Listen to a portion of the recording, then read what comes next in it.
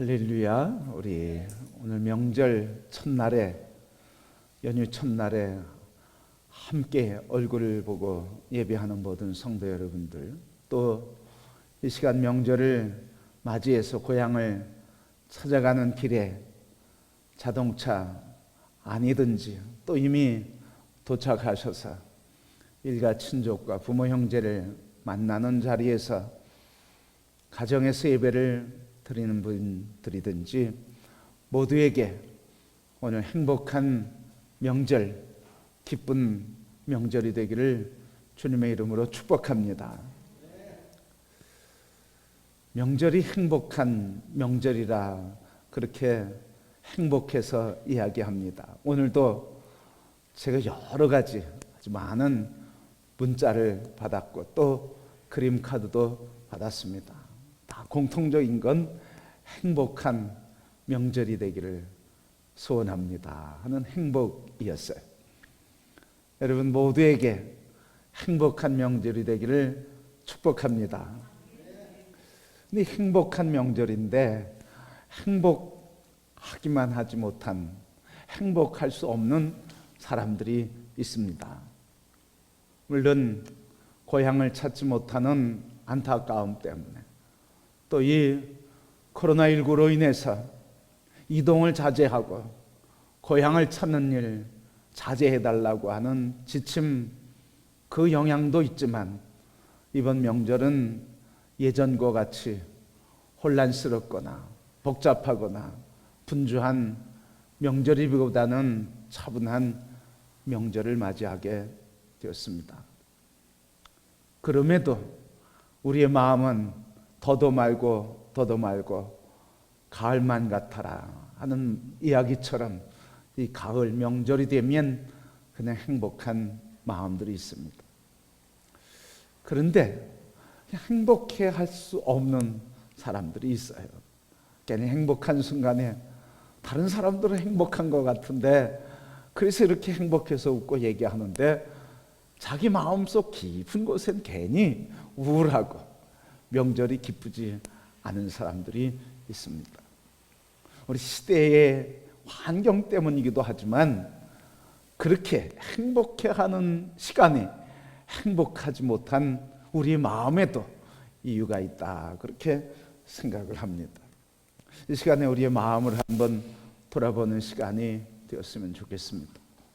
우리 지난 시간에는 사람이 상처를 받는 순간 우리 마음의 내적 성장이 어린아이였을 때 그 순간에 멈춘다. 상처를 받는 그 순간에 성장이 멈추어서 몸은 자라고 또 사회적으로 성공한 것 같은데 속사람은 자라지 않고 성인 아이의 모습으로 있다, 그렇게 이야기를 했습니다. 몸과 사회적인 지위는 자랐는데 속사람은 자라지 않아서 어린아이처럼 반응하고 어린아이처럼 행동한다는 것입니다. 바로 그게 우리 안에 있는 성인 아이라는 말이에요. 특별히 우리 지난 시간 성인 아이에게는, 아이들에게 있는 두 가지 특징, 긍정적인 특징과 부정적인 특징이 있는데 부정적인 특징 두 가지, 자기밖에 모르고 오래 참지 못한다. 그래서 자기밖에 모르기 때문에 타협할 줄도 모르고, 그리고 자기 주장대로만 이루어져야 행복하다고 하고 자기 주장대로 이루어지지 않고 생각대로 이루어지지 않으면 세상 말로 막 판을 흔들어 놓고 세상 말로 막 뒤집어 놓는다 하는 말이죠. 그리고 그것을 이루지 못하면 아주 여기서 화가 나고 분노하고 견디지 못하는 마음을 가진 모습, 바로 그게 자기밖에 몰라서 다른 사람 입장을 헤아릴 수 없는 사람들, 이게 바로 성인 아이의 모습이에요. 뿐만 아니라 이런 사람들은 일반적으로 오래 참지를 못해. 그래서 뭘 못한다는 거예요? 사랑은 오래 참고 사랑을 할 수가 없어요. 사랑의 깊은 맛을 누릴 수가 없어요. 그래서 사랑을 주는 일도 잘 못하고 사랑을 받는 것도 어려워져요. 그래서 사랑으로 성숙한 인간관계, 사랑을 성숙시켜서 성숙한 인간으로 자라게 되지 못한다.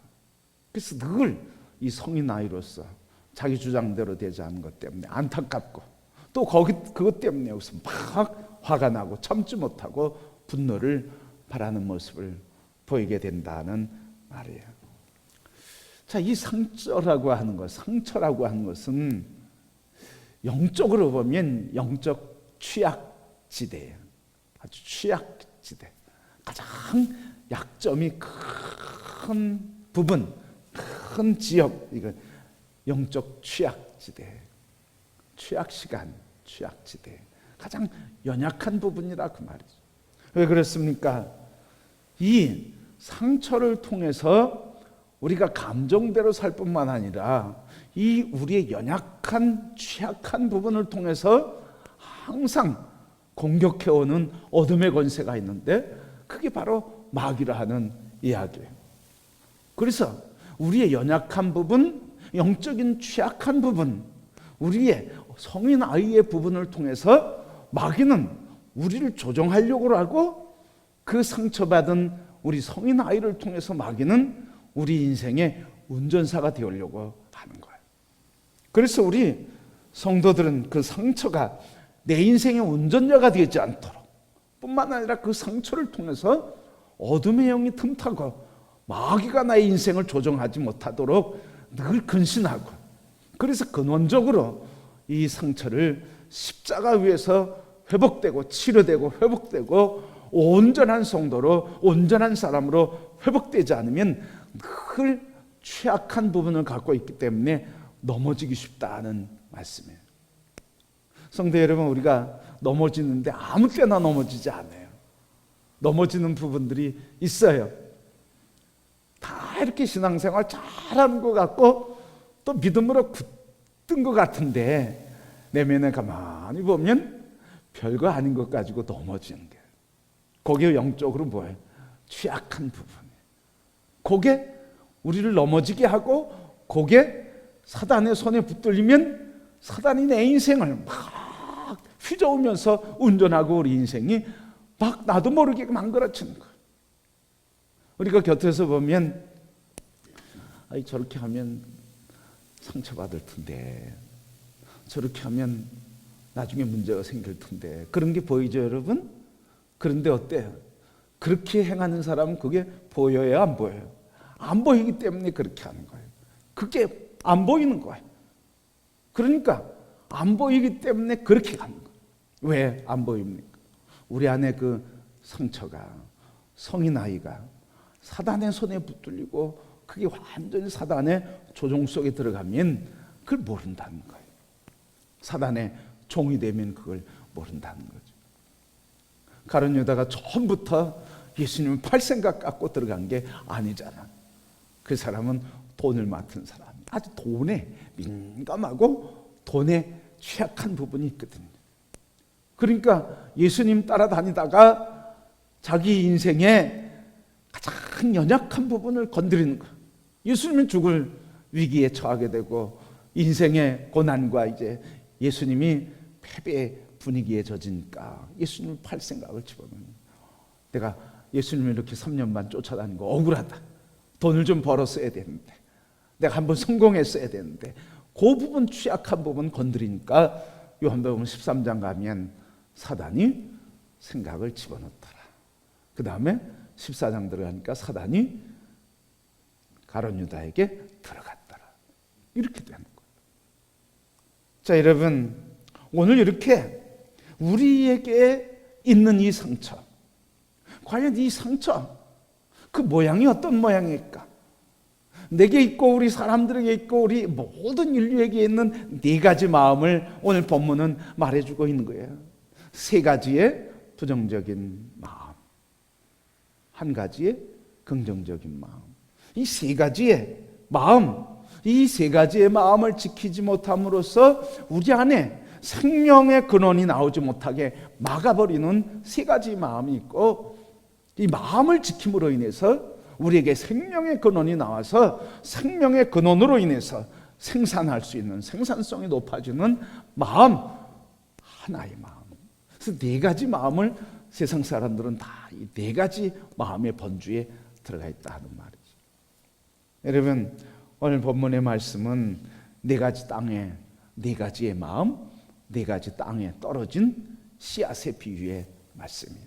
오늘 말씀 보니까 길가에 떨어진 것, 또 더러는 돌밭에 흙에 돌밭에 떨어진 것, 또 하나는 가시덤불에 떨어진 것, 또 하나는 옥토에 떨어진 것. 네 가지 마음을 얘기하고 있어요. 자, 이 마음에 의해서 우리 인생이, 본문 말씀을 통해서 이 마음에 의해서 우리 인생이 결정된다는 거예요. 그런데 우리 이 마음에서 우리만 결정되는 게 아니라 이 마음 때문에 누구까지도 영향받는다는 거예요. 후손까지도 영향을 받는다는 거예요. 왜? 우리가 자녀를 양육할 때 다 내 마음이 자녀들에게, 내 마음의 생각이 그대로 자녀들에게 전해지거든요. 그대로. 그러니까 부모의 마음이 자녀에게로, 자녀의 마음이 손자녀들에게 내려가는 게 금방이라는 거예요. 이 이야기하면 생각나는 게 있어요. 여러분, 3대 내려가는 건 아무것도 아니에요. 3대.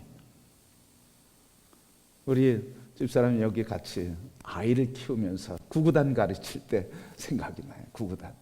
구구단 가르치는데 꼭 갈 때마다 하나 걸리는 게 있더라고, 나한테. 이 1은 2, 이 2는 3, 이 2는 4, 이 3은 6, 이 4는 8, 이 5는 10, 이 6은 12, 이 7은 14, 이 8에 16, 이 9는 18. 뭐가 달라졌나요? 꼭 가다가 8에 이르면, 그전에는 2는 4 하다가 2, 8은 16이 아니라 2, 8에 16. 그래서 제가 그 얘기를 듣고, 여보, 2, 8에가 뭐야? 2, 8에가 2, 8은 16이지. 근데 그게 우리 장모님에게서 온 거예요. 근데 우리 아이들에게 흘러가는 거예요. 우리 아이들도 2, 8에 16이래. 여러분, 그냥 웃으면서 얘기했지만 이렇게 부모의 마음이 자녀들의 인생도 영향을 주고 자녀들의 운명도 결정할 수 있는 큰 영향력을 주고 후손들의 인생도 결정할 수 있다. 후손들의 인생이 부모의 마음에 달려 있다 하는 말이에요. 바로 이 치료되지 않은 상처와 내면의 견고한 진들이 우리의 가정 얼마나 비참하게 만들어가는지, 그런가 하면 그 마음이 얼마나 행복하게 만들어가는지 이 마음에 결정되어 있다 하는 말씀이에요. 그래서 오늘은 마음 한 가지만 좀 보려고 그래요. 한 가지, 네 가지 마음 중에서 한 가지의 마음. 첫 번째 마음, 오늘 본문 같이 한번 볼까요? 4절 말씀 보니까 뿌릴새 덜어는 길가에 떨어지매 새들이 와서 먹어버렸고. 자, 첫 번째 마음의 모양. 자, 첫 번째 마음의 모양인데 이 말씀 씨, 복음의 씨, 씨앗. 나중에 이제 나오면 이게 해석할 때 말씀이라고 예수님이 가르쳐 주셔요. 말씀의 씨, 복음의 씨가 어디 떨어진 거예요? 첫 번째, 길가에 떨어졌다는 거예요. 그 결과는 뭐예요? 오늘 말씀에 있는 것처럼 새들이 먹어버렸다. 새들에게 뺏겼다는 거예요. 말씀 새들에게 뺏기고 말씀을 마음에 품지 못하고 말씀이 가치 있는 줄도 생각하지도 못했다는 말. 자, 여러분, 말씀을 공급받지 못해서가 아니라 공급을 받아도 그 말씀이 마음에 심겨지지 못하면 결국은 어떻게 된다는 거예요? 새가 먹이가 뺏어간다는 거예요. 말씀이 마음에 심겨져야 되는 거예요.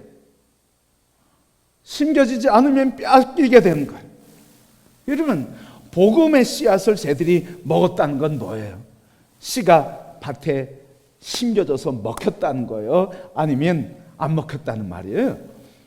씨가 밭에 먹혔다는 거예요? 안 먹혔다는 거예요? 안 먹혔다는 말이에요. 그러면 여러분, 이 복음의 씨가 안 먹혔다고 하면 먹히지 않은 이유는 밭의 문제예요? 복음의 문제. 밭의 문제라는 거예요. 밭의 문제. 밭의 문제가 있지 씨앗의 문제가 있는 것이 아니라는 말씀이에요. 그래서 여러분, 사람의 마음이 좋은 말을 받아들일 수 없는 상태라면,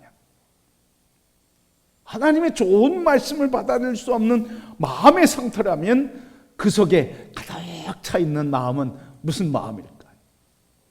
한마디로 이야기하면 불신의 마음, 하나님의 말씀을 받아들일 수가 없어. 이 마음이 하나님의 말씀을 먹을 수가 없어. 하나님의 말씀을 자꾸 거역하는 거예요. 거부하는 거예요. 그래서 마귀한테 뺏기는 거예요. 하나님의 말씀을 받아들이지 못하고 심겨지지 못하는 이 마음을 한 가지로 이야기하면, 말씀을 받아들이지 못하는 마음은 무엇으로 가득 찬 마음? 불신으로 가득 찬 마음이라. 뭐 때문에? 상처 때문에. 누구도 무엇도 믿지 않겠다고 하는 이 불신의 마음으로 가득 채워진 거예요. 왜 그런 거예요? 상처 때문에 그런 거예요. 상처 때문에. 자, 이 상처는 어디에서 왔을까? 에릭슨이라고 하는 심리학자가 아이들이 발달하면서 발달 과제, 성취시켜야 할 발달 과제들을 얘기했어요. 근데 태어나면서부터 170일 동안 이 아이를 구강기라고 그래요. 태어나면 입이 빨고 이러잖아요. 손가락을 빨고. 근데 이 구강기에 이루어야 할 과업이 있다는 거예요. 이 과업이 있는데 이 과업을 성취하는데 과업이 뭐냐면, 과업을 성취하겠냐 성취하지 못하느냐에 따라서 신뢰감과 불신감이 조장된다는 거예요. 신뢰감을 형성하느냐 아니면 불신감을 형성하느냐, 요게 구강기, 태어나서부터 구강기에 해당되는 시기의 과제라는 거예요. 어떻게 하면 신뢰감이 생기고 어떻게 하면 불신감이 생길까? 아니, 아이가 커서 뭐 이성적인 판단이 있어서, 감성이 있어서 아이가 신뢰감과 불신감을 얻는 것이 아니라는 거예요. 아무것도 모르는 것 같은데 지금 저 찾고 그냥 손가락 빠는 이 아이인데, 요때 신뢰감이냐 불신감이냐 요 두 가지가 형성된다는 거예요. 그래서 에릭슨은 뭐라고 하냐면, 이 아이가 반응할 때, 대응해 줄 때, 즉각적인 대응을 해줄 때 신뢰감이 형성된다. 그러나 아이가 반응하고 아이가 울고 그런데 대응하지 않으면 불신감이 생긴다는 거예요. 그래서 이 어렸을 때 신뢰감을 형성시키기 위해서, 그래서 아이들의 반응에 민감해야 된다는 거예요. 민감해야 된다. 울면 여기서 착 물려줘야 돼. 또 울면 어떻게? 얘가 오줌 쌌나 똥 쌌나 기저귀 살펴봐야 되는 거예요. 또 울면 얘 어디 아픈가? 그리고 얼굴을 머리를 만져보고 그리고 살펴보는 거예요. 그것만이겠어요, 여러분? 아이가 빵긋빵긋 웃으면 어떻게 해야 돼요? 우리 애기 벌써 나 얘기한다, 웃는다고 말이에요. 행복해서, 그래서 행복해서 웃는 거 같이 웃어주고 같이 까르르 그러면서 같이 놀아주자. 요게 여러분 신뢰감을 형성하는데 굉장히 중요하다고 얘기하는 거예요. 근데 그걸 안 해줘. 전 먹는데도 먹이면서 어떻게 품에 안고 눈을 맞춰야 되잖아요. 까꿍거리면서 많이 먹어라 그러면서 엄마가 너를 얼마나 예뻐하는지 사랑한다 그러면서 뽀뽀해 주면서 먹여야 되잖아요. 근데 요즘 가만히 보면 그렇게 안 하는 경우가 있는 것 같아요. 저기 저 유모차에다가 앉혀놓고 그냥 젖꼭지 통 벌리고 떨어지려고 그러니까 유모차 위에다 바닥에다 그냥 뭐 베개 올려놓고 그냥 혼자 쭉쭉쭉쭉 빨다가 떨어지면 또 앙앙거리고, 그래서 왜 그렇게 바쁘게 일하는 건지 모르겠어요. 아마 바쁘게 일하는 게 아니라 자기 하고 싶은 거 하려고 그러는 거겠죠. 그러니까 울어도 시끄럽다 그러면서 또 옆에선 한마디 더 거둔 사람 있잖아요. 아니 누구 닮아서 이렇게 징징거리는가 뭐 이러거든요. 그러니까 그때 아이에게 불신감이 생긴다는 거예요. 내가 이렇게 아프고 내가 이렇게 배고프고 내가 이렇게 지금 힘든데 나에게 관심 가져주지 않으니까 부모에 대한 불신감, 이렇게 자기 양육자에 대한 불신감이 생기게 된다는 거예요. 그래서 1차적으로 양육자와 떨어지기만 해도 어떻게 떨어지면 우는 아이들 있잖아요. 왜 울어요, 여러분? 불신감 때문에. 불신감 때문에. 이게 심해지면 모든 사람에 대한 불신감으로 확산되는 거예요. 그래서 요 불신감이 어렸을 때 형성되면 커서도 불신감. 이 불신감이 생기게 되는 거예요. 그러니까 이 불신감 있는 사람에게 아무리 믿어라 이래도 안 되는 거예요. 그러니까 여러분 아이들 참 잘 키워야 되겠죠. 특별히 이런 신뢰감과 불신감이 생기는데 믿음의 아이로 키우기 위해서는 이때 신뢰감을 줘야 돼요. 그래야 하나님도 잘 믿어. 예수 그리스도를 받아들이고 믿음으로 말씀을 받아들이고 아멘 하는데도 잘해. 근데 불신감이 있으면 말씀을 들어도 아무 반응 안 해요. 여러분 이런 일이 생기는 거예요. 그래서 울 때 그리고 칭얼거릴 때 행복해서 빵긋빵긋 웃을 때 즉각적으로 반응해 주는 거예요. 우리 여기 애기들 다 키우셨는데 손자녀들 또 자녀들 출가해서 애기 낳으면 작정을 하시고 요때 이 신뢰감을 주는 게 평생 이 아이에게 믿음의 뿌리를 심어주는 거다 그렇게 생각하시고 자녀들을 어린아이 때부터 신뢰감을 주는 큰 반응, 아주 예민하고 민감한 반응으로 아이들에게 사랑으로 공급하는 우리 부모와 또 조부모들이 되기를 주님의 이름으로 축복합니다. 근데 이런 불신감이 생기면 외부 세계에 대한 불신이 생기게 돼요. 그래서 부모, 사람, 심지어는 누구? 하나님에 대해서도 불신감이 생기게 되는 거예요. 재밌는 예화가 있어요. 유머가 있어요. 초등학생 아들이 아버지와 함께 목욕탕에 갔어요. 목욕탕을 갔는데 우리 아버지들이 목욕탕 들어가면 뜨거운 물 들어가면 뭐라 그래? 아, 시원하다 그래요. 그래서 이 초등학생 아들이 아빠가 시원하다 그러니까 풍덩 들어갔거든요. 그런데 뜨거워서 탁 뛰쳐나오면서 하는 말이 한마디가 있어요. 세상에 믿을 놈 하나도 없어. 왜 여러분 어렸을 때부터 이런 불신감, 웃으면서 얘기했지만 불신감이 있다 이런 말이죠. 부모들이 얘기해요. 제가 전혀 말을 듣지 않아요. 왜 말을 안 듣는 거예요, 여러분? 왜 말을 안 듣는 거예요? 자녀의 마음이 이미 어렸을 때 불신감이 있어 부모에 대해. 근데 부모들은 그거 잘 모르거든요. 옳은 얘기인데 왜 안 듣냐는 거지. 왜 바른 얘기인데 안 듣냐는 거지. 너를 위해서 하는 말인데 왜 안 듣냐는 거예요. 그런데 듣기 전에 이 마음속에 불신감이 있기 때문에 그 말이 아무리 옳아도 신뢰를 하지 않는 거예요. 그래서 불신이라고 하는 이 상처, 어렸을 때 이 신뢰를 주지 못한 이 불신감 때문에 말을 듣지 않게 된다는 이야기예요. 자, 여러분 오늘 길가에 뿌려졌다 그랬는데 예수님 당시의 길은 어떻게 만들어졌을까요? 그냥 측량해서 불도저가 와서 밀고 그리고 뭐 거기 다지고 돌을 깔고 뭐 이렇게 길을 만들었을까요? 이때 길이 어떻게 만들어져요? 그냥 사람들이 많이 다니면 길이에요. 다시 이게 많이 밟으면 길이 된다는 거예요.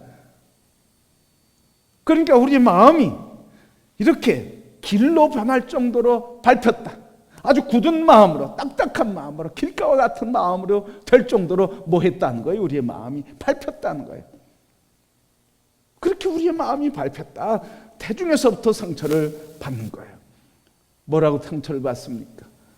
임신하고 나서도 뭐라고 그래? 부부가 모여서 부부싸움하면서 내가 말이야 임신해가지고 내 인생이 이렇게 힘들어졌다 그러면서 또 그거 원치 않는 애 낳았다고 막 임신했다고 뭐 이런 소리. 태중에서부터 자꾸 아이에게 상처 주는 말을 하거든. 그러니까 자신이 이렇게 어렸을 때부터 이런 상처 자꾸 밟히는 거예요. 그 사람들이 의식하는 상처는 15%, 의식하지 못하는 상처는 85%로 무의식 속에 잠겨 있다 하는 말이에요. 그래서 상처를 받은 만큼 뭐가 커지는 거예요? 불신이 큰 거예요. 불신이 큰 만큼 그 이면에는 뭐가 많이 있다는 거예요. 상처가 많이 있다.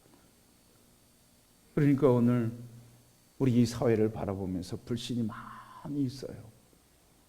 교회가 잘못한 것도 있고 우리 그리스도인이 부족한 것도 있어요. 그런데 그것만이 아니잖아. 사회 사람들이 서로 불신이 커요. 근데 그게 뭐와 관계 있어요? 가정과 관계가 있다는 거예요. 양육의 태도에 관계가 있다는 거예요. 태어나서 신뢰감을 줘야 할 그때 부모들이 자녀에게 신뢰감을 주지 못하고 불신을 주니까 이 마음속에 믿음이 없어지는 거예요. 신뢰감이 없어지는 거예요. 그러니까 의심의 눈으로, 불신의 눈으로 세상을 바라보니까 인터넷에 댓글 다는 거 보면 그 댓글도 잘 안 보지만 어쩌다 이렇게 보면 행복한 말은 별로 없더라고요. 거의 다 깜짝깜짝 놀랄 이야기들 해요. 상식적인 이야기들을 이렇게 글에 올리는데도 댓글에 보면 어떻게 그렇게 큰 저주를 하는지 모르겠어요. 이 사회가 불신에 있는 것, 그건 무엇이 무너지는 것과 비례하는 거예요? 가정이 무너지는 것과 비례하는 거예요. 가정. 그 가정 중에서 무슨 태도? 양육자인 부모가 양육하는 자녀에 대한 태도. 이게 가정을 세우기도 하고 무너뜨리기도 한다는 거예요. 그러니까 우리 그리스도인들에게서 하나님의 사랑을 받은 그 사랑으로 자녀를 양육하는 부모들이 예수 그리스도의 사랑으로 충만해서 이 자녀들을 건강하고 온전한 인격적인 주님과 만나서 이 아이에게 인격적인 사랑을 공급할 때 이 아이가 장성해서 하나님의 영광의 역사를 이루는 존귀한 자녀로 세워지게 될 줄 믿습니다. 그러니까 이 사회의 불신감은 가정에 있는 거예요. 가정에 있는데 우리 그리스도인들은 우리의 사명으로 하는 거예요. 우리의 사명으로 알아야 되는 거예요. 예수 그리스도의 사랑을 인격적으로 영접하고 인격적으로 주님을 만나서 내 삶의 인격적인 사랑이 회복될 때 그때 자녀들 양육하는데도 인격적으로 양육하고 인격적인 사랑, 건강한 사랑, 예수 그리스도 안에 있는 사랑과 공의로 자녀를 양육하기 때문에 건강한 자녀, 건강한 가정을 이루게 되는 줄 믿습니다. 우리가 이 분명한 확신을 가져야 돼. 분명한 사명을 가져야 돼. 이 사회에 흐르는 악의 모습, 아파하고 안타까워할 것들이 바로 우리들의 마음이어야 한다 하는 말이죠. 여러분, 이렇게 불신감이 채워지고 계속 밟히고 굳은 마음이 돼서 상처를 받고 굳은 마음이 되고 갈라지는 마음이 되면, 그래서 여기 불신이 생기면 여러분 어떤 결과들이 있어요? 여기 불신이 가득한 사람 어디에 나타나요? 여기 굳은 마음, 길가와 같이 딱딱한 마음의 사람은 어디에서 표현될까요?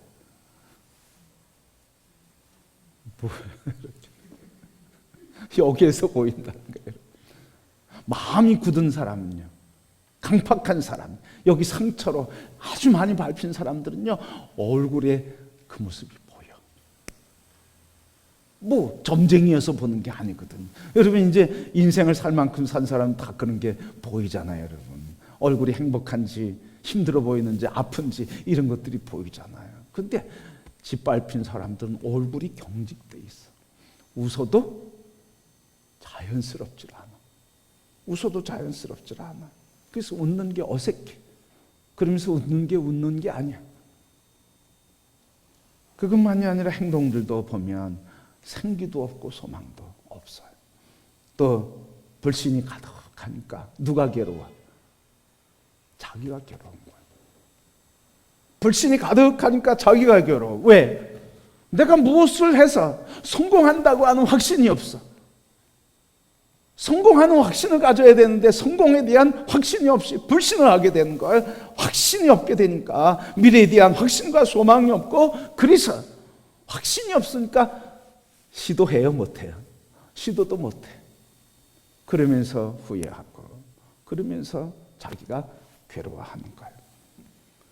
또 사람 관계도 건강하지 못해. 거절당하면 어떻게 하나 해서 말도 함부로 못하고 용기 있게 말하지 못하고 자기 표현도 못하고 그냥 움츠려 살게 되고, 그래서 가정생활, 직장생활도 잘 못하게 되는 거예요. 불신 때문에. 성경을 보니까 예수님 제자 중에 가장 불신이 컸던 사람이 누구예요? 다 예수님 안 믿은 것도 있지만 누구예요? 부활하신 예수님이 한 사람이 없을 때 오셨어. 그리고 예수님 떠나셨는데 그때 마침 그 제자가 왔어요. 그 제자들이 야, 우리 부활하신 예수님 봤다?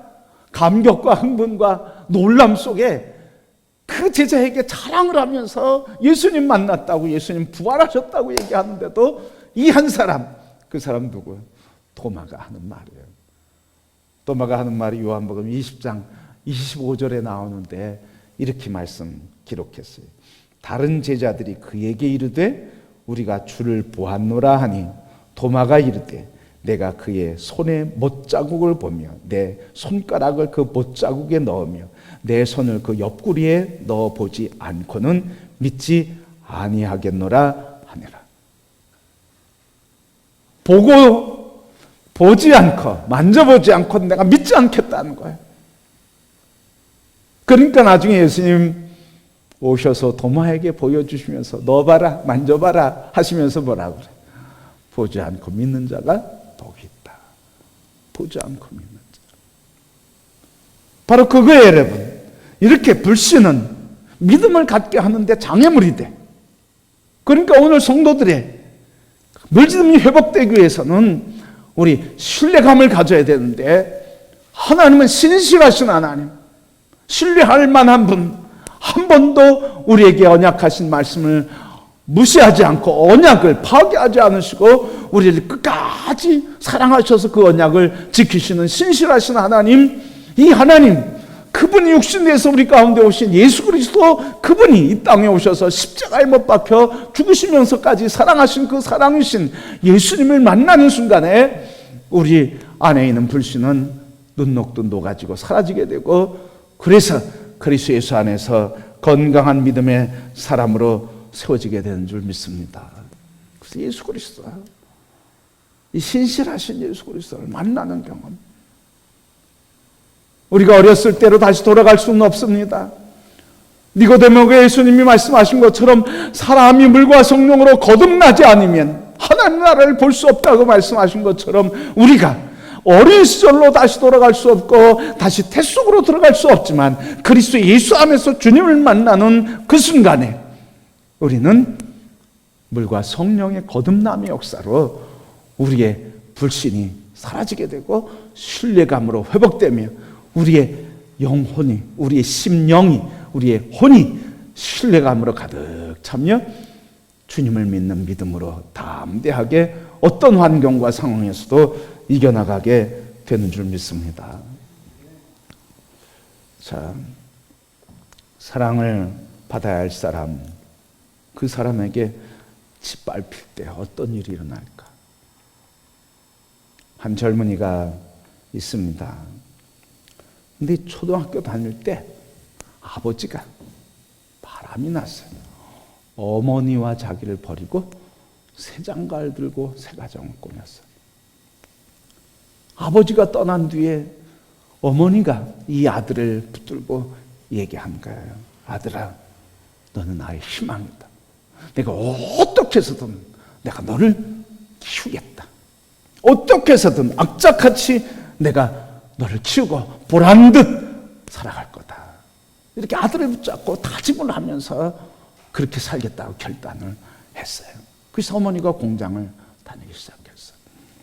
그런데 공장에 다니던 어머니가 한 남자와 만나서 사랑에 빠지게 됐어요. 사랑에 빠지고 나서 그 남자와 결혼하면서 이 아들에게 얘기한 거예요. 얘야, 내가 자주 찾아올게. 엄마가 자주 찾아올게. 그러면서 고아원에 맡겨버렸어요.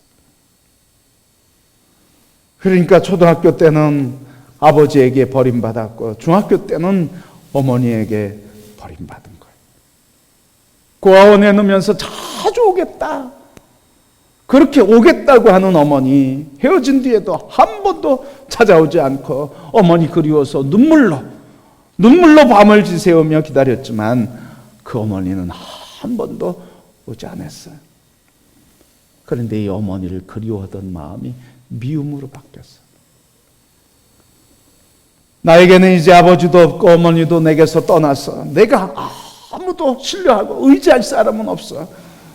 나 혼자만 존재할 뿐이야. 살아남기 위해서 내가 할 수 있는 일은 열심히 공부하는 것밖에 없구나 하면서 이 아이가 어머니와 아버지, 부모에 대한 이 분노의 마음이, 나 혼자 살기 위해서는, 내가 살아남기 위해서는 공부하는 것밖에 없다. 그래서 이 분노의 마음이 공부에 대한 집념으로 바뀌게 되었어요. 그래서 공부하겠다고 발동이 걸려가지고 아주 집중해서 공부하면서 좋은 성적으로 아주 서울의 유명한 대학을 나오게 됐어요.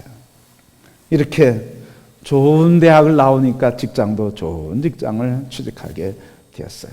많은 사람들이 이 사람을 보면서 입에 침이 마르도록 입지전적인 인물이라고, 자수성가한 사람이라고 그렇게 칭찬을 해주는 거예요. 명문대 출신, 거기다 기업도 좋은 기업에 취직하고 이제 여기저기서 헌담이 오고 가면서 좋은 신부감들을 만나게 되고 결혼을 하게 됐어요. 이제부터 고생 끝 행복. 그런데 결혼해서부터 인생이 그렇게 원하는 대로 되지 않은 거예요. 밤 11시, 어느 날 밤 11시에 전화가 왔어요. 근데 그 전화가 아내에게 온 전화. 아내에게 온 전화를 받는데, 아내가 받는데 여보세요? 그런데 끊어진 거예요. 근데 그때부터 이 젊은 남편에게 의심이 드는 거예요.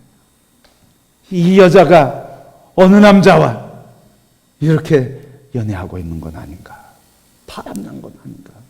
이래가지고 직장에 나가도요, 수시로 전화해서 집에 있는지, 어디 외출한다 그러면 몇 시에 나가, 몇 시에 돌아와, 지금 뭐 하고 있어, 수시로 시간 체크하니까 이 아내가 이 남편이 나를 의심하는구나, 이런 불신이 생기게 되고 남편의 계속된 이 전화에 견딜 수 없어서 점점점 부부의 갈등은 심해지고 부부싸움도 심해지면서 결국은 그 가정이 행복하겠다고 결혼한 가정이 불행하게 됐어요. 그 아내를 볼 때마다 자기를 버리고 도망간, 바람나서 도망간 아버지와 자기를 버리고 도망간 어머니가 자꾸 생각나는 거예요. 그러니까 도망갈까 봐 불신감 때문에 계속 점검하고 확인하다 결국은 불행의 시작됐다는 거예요. 직장 안에서도 상사들을 볼 때마다 마음이 편치라. 직장의 상사를 볼 때마다 누구 생각이 나? 아버지 생각이 나. 그러니까 아버지 생각이 나니까, 아버지 생각하는 것처럼 아버지 생각이 나니까 직장 상사들과 잘 관계를 맺을 수가 없어요. 그러니까 처음에는 사람들이 뭐 명문대 나와서 사람이 그렇구나 그렇게 생각하다가 점점 그렇게 계속 관계를 맺지 못하니까 이렇게 명문대학 출신이라고 너무 오만한 거 아니야? 공부는 잘했지 못했지만, 공부는 잘했는지 모르지만 인간관계는 제로네 이러면서 직장 동료와 상사들 간에 불신이 생기고 결국은 어떻게 되는 거예요? 직장에서 퇴출당하게 됐어요. 여러분, 바로 오늘 이 젊은 사람에게 있는 버림받은 아픔, 짓밟힌 마음, 이 상처가 인생을 이렇게 파국으로 몰아가 간다는 사실이에요. 침몰되어가는 이 젊은이 보면서 우리가 얻는 교훈이 뭐예요? 우리 안에 회복되어야 할 상처가 회복되지 않으면, 하나님의 말씀으로 치유되고 회복되지 않으면, 하나님의 사랑으로 다시 녹아지지 않으면, 물과 성령으로 거듭나지 않으면, 우리 안에 있는 이런 상한 마음 때문에 하나님 주신 말씀을 거부하고, 그 상한 마음 때문에 하나님 주신 축복의 통로도 잃어버리게 되고, 하나님 우리에게 부르셔서 거룩한 나라 왕같은 제사장 축복의 통로가 되어 모든 열방과 세계와 나라를 통치하게 하시는 위대한 축복을 잃어버리게 되는 불행한 인생을 살게 된다 하는 말씀이에요. 여러분, 씨앗이 길가에 먹히지 않듯 상처가 겹겹이 쌓이게 되면 아무리 좋은 정보와 치유의 언어를 준다 해도 소용이 없게 되는 거예요. 결국 행복을 놓치고 마는 거예요. 여러분, 그렇습니다. 오늘 우리가 행복을 누리지 못한 것, 행복하다고 하는 걸 느끼지 못한 건 우리에게 하나님의 말씀이 공급되지 않아서가 아니라 우리 안에서 이 하나님의 말씀을 빼앗아가고 우리의 마음에 상한 마음을 통해서 우리에게 거짓 영이 우리를 속이고, 그래서 우리에게 행복의 길을 열어주지 않고 방해물이 되는 상처와 상처를 통해 역사하는 마귀 권세가 우리를 속이고 우리 인생의 운전자가 되려 하기 때문이라 하는 사실이에요. 그래서 여러분, 우리의 인생의 운전자를 예수 그리스도로 바꾸기를 소원합니다.